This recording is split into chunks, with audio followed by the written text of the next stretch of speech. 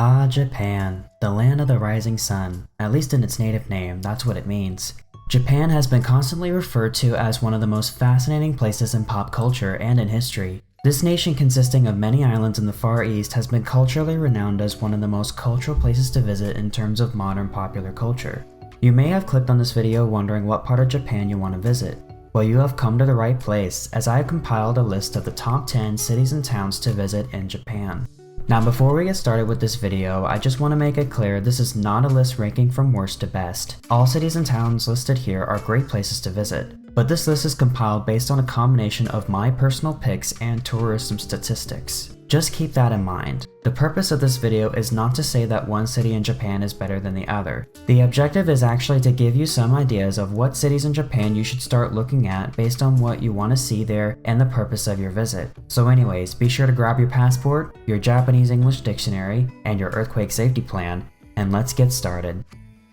Number 10. Kobe. Kobe is a fairly large city in Japan. With a metro population of 2.4 million people, it sure has a lot to do here. It's a great city for both people who come to Japan for the pop culture and people who come to Japan to learn more about its history. Kobe has many shrines and temples you can visit, as well as many history museums you can visit, like the Kobe City Museum. And if you're into exploring more modern life in Kobe, it has plenty to offer to that too. For instance, the observation deck at Kobe Port Tower, where you can see some of the most breathtaking views of the city. Kobe also has the humongous Akashi Kaikyo Bridge, which to be honest reminds me of a more modern version of the Golden Gate Bridge in San Francisco. Also, if you're into anything made out of beef, apparently Kobe beef is unlike any other beef anyone will ever taste, and it is to die for. Honestly, I don't eat a lot of red meat, so if I ever visit Kobe, I may try Kobe beef just once, but it sounds interesting. That's just some of the many things you can do in Kobe. And honestly, this is a city to add to any international traveler's bucket list. Number 9. Nagasaki. Yes, some of you may already be thinking about the atomic bombing that occurred here back in 1945 that ended World War II. And for some of you who may be concerned, the radiation from that bomb has largely deteriorated and has lowered to the point where it does not affect human bodies within its vicinity. So you don't have to worry about getting radiation poisoning here. And many people would probably agree with that, as Nagasaki has a population of about 400,000 people. So why are people visiting Nagasaki?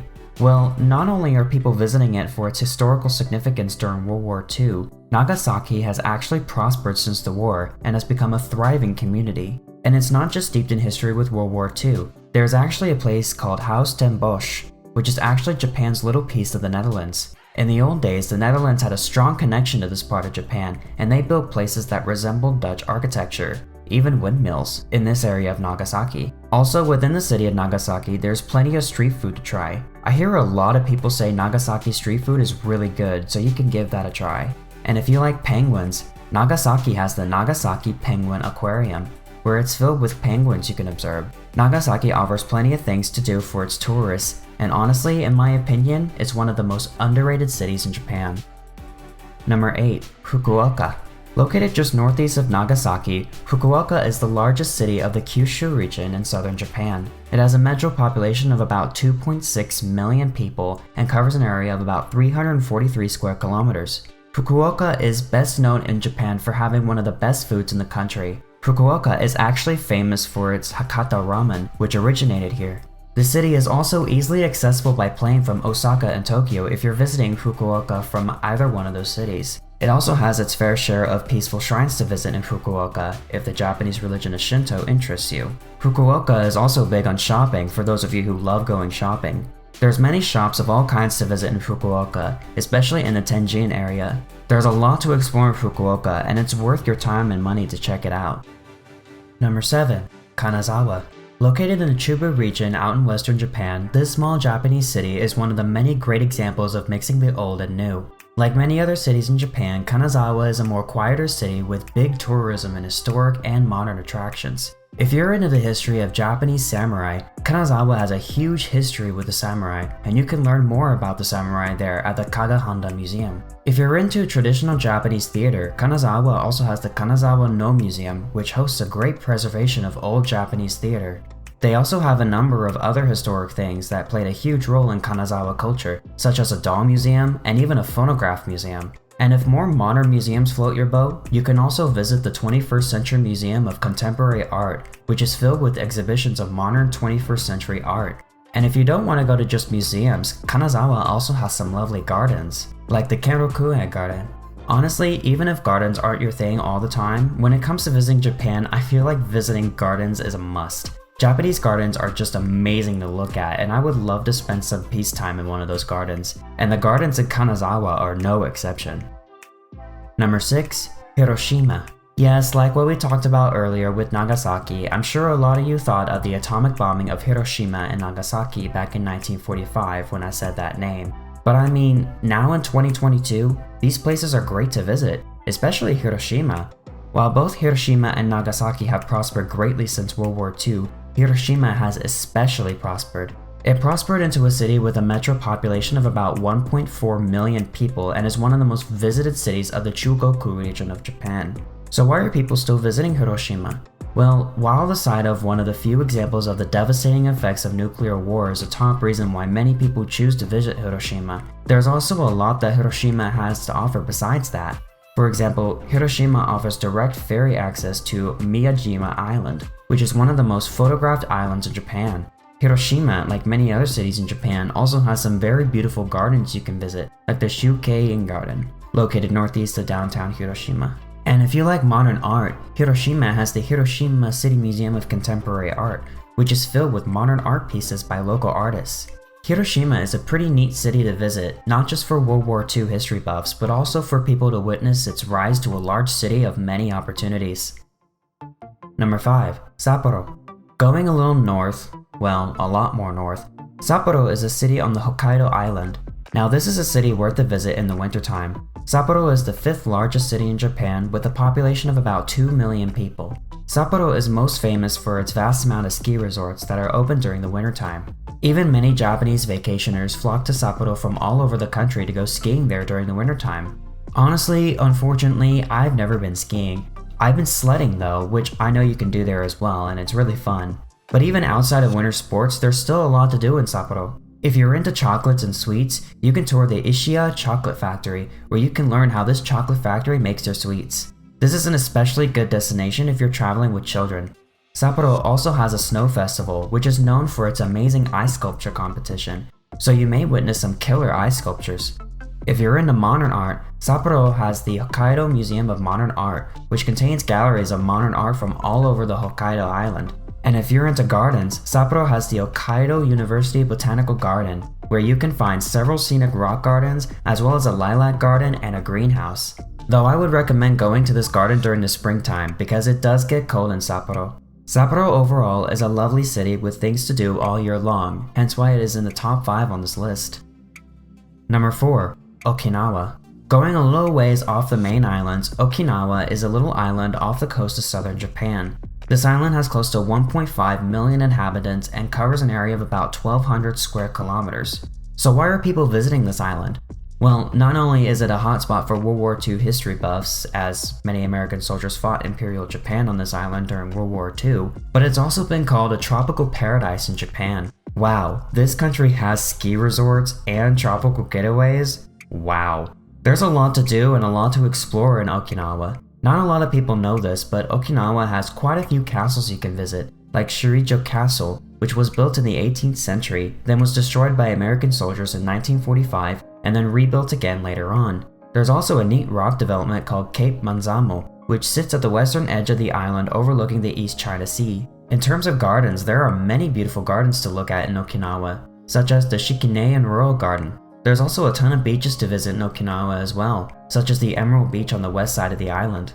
There's just a lot to do, and especially a lot of tropical nature to explore on this island, and if tropical getaways are your thing, I recommend you give Okinawa a look.